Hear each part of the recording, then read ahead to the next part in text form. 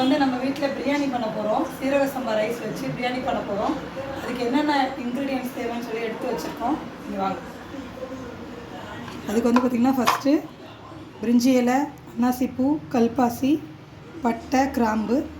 அதுக்கப்புறம் பார்த்திங்கன்னா ஒரு 4 வெங்காயம், 5 பெரிய வெங்காயம் எடுத்து நீல வாக்கில் வெட்டி வச்சுருக்கேன். ஒரு ½ லெமனு, தக்காளி ஒரு 5 தக்காளி, சின்ன தக்காளி தான் 5 தக்காளி.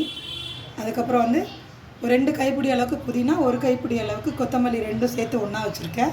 அப்புறம் வந்து ஒரு 4 ஸ்பூன் அளவுக்கு தயிர், கெட்டி தயிர் எடுத்து வச்சுருக்கேன்.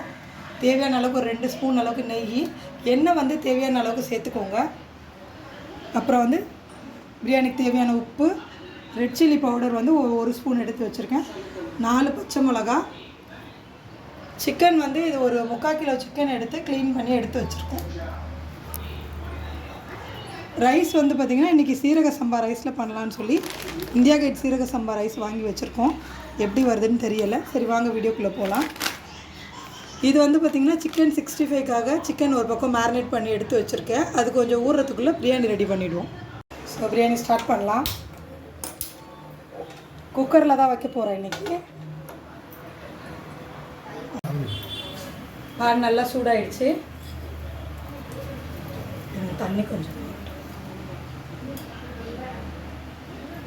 வந்து ஒரு 3 ஸ்பூன் அளவுக்கு ஆயில் சேர்த்துக்கோங்க.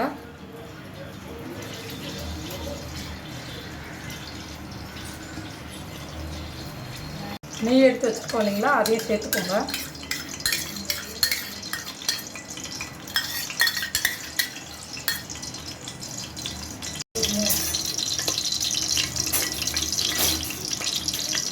நல்லா ஹீட் ஆகிடுச்சு. இப்போ வந்து பிரிஞ்சி இலை, அன்னாசிப்பூ, பட்டை, கடல் பாசி, கிராம்பு, ஸ்பைசஸ் எல்லாம் நல்லா பொரிஞ்ச உடனே வெட்டி வச்சுருக்க வெங்காயத்தை ஃபுல்லாக உள்ளே சேர்த்துக்கோங்க.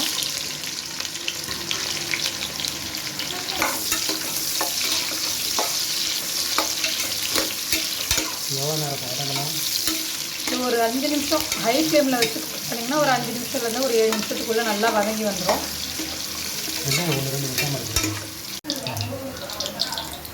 வெங்காயம் நல்லா வதங்கிருச்சு. இப்போ வந்து தக்காளி சேர்த்துக்கலாம்.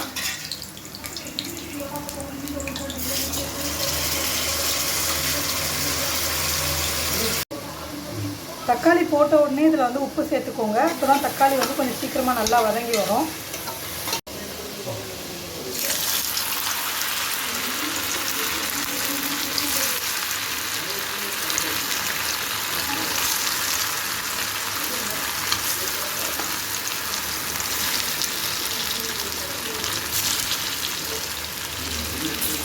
தக்காளி கொஞ்சம் வதங்கி வந்தோடனே இதில் இஞ்சி பூண்டு பேஸ்ட்டு சேர்த்துக்கோங்க. இன்க்ரீடியன்ஸில் இஞ்சி பூண்டு வந்து சொல்லாமல் விட்டாச்சு. ஒரு 2 ஸ்பூன் அளவுக்கு இஞ்சி பூண்டு பேஸ்ட் சேர்த்துக்கோங்க. ரெட் சில்லி பவுடர் எடுத்து வச்சுருக்கோம், அதை சேர்த்துக்கோங்க. அப்படியே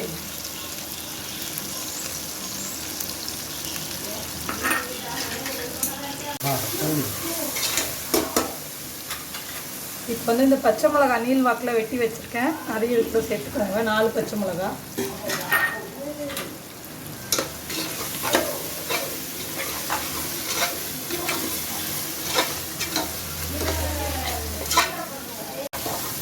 தக்காளி, வெங்காயம், இஞ்சி பூண்டெல்லாம் நல்லா வதங்கி வந்துடுச்சு. இப்போ வந்து புதினா, கொத்தமல்லி 2 சேர்த்துக்கோங்க.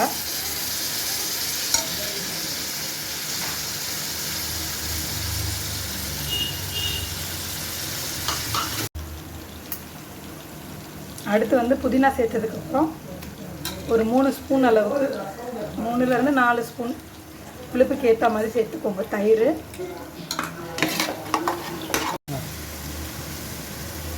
இப்போ வந்து மசாலாலாம் நல்லா வதங்கிருச்சு. இப்போ வந்து எடுத்து வச்சுருக்க சிக்கனை சேர்த்துக்கோங்க கூட.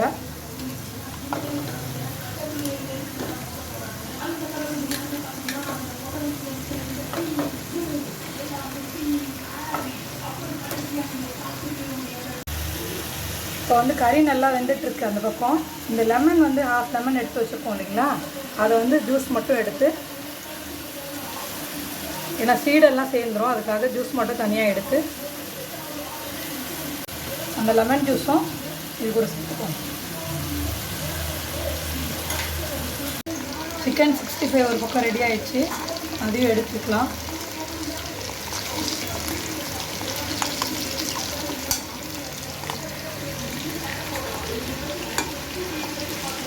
இப்போ வந்து அந்த பக்கம் சிக்கன் வெந்துட்டு இருக்கு, அதுக்குள்ளே நம்ம அரிசி அளந்து எடுத்துக்கலாம். நான் எடுக்கிறது வந்து ஒரு 5 கிளாஸ் அரிசி எடுக்கிறேன்.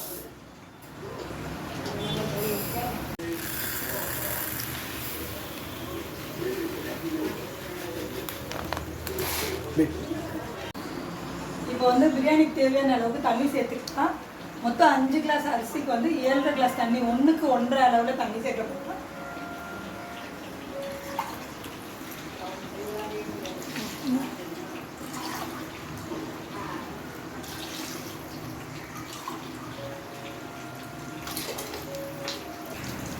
தண்ணி நல்லா கொதிச்சிருச்சு. இப்போ ரைஸ் வந்து இது கூட சேர்த்துக்கலாம்.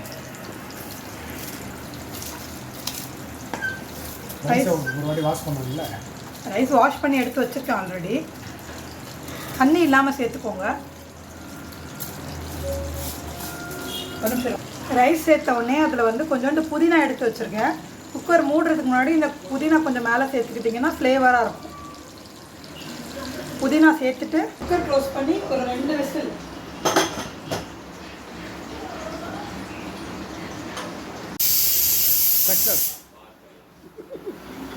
சக்ஸஸ்.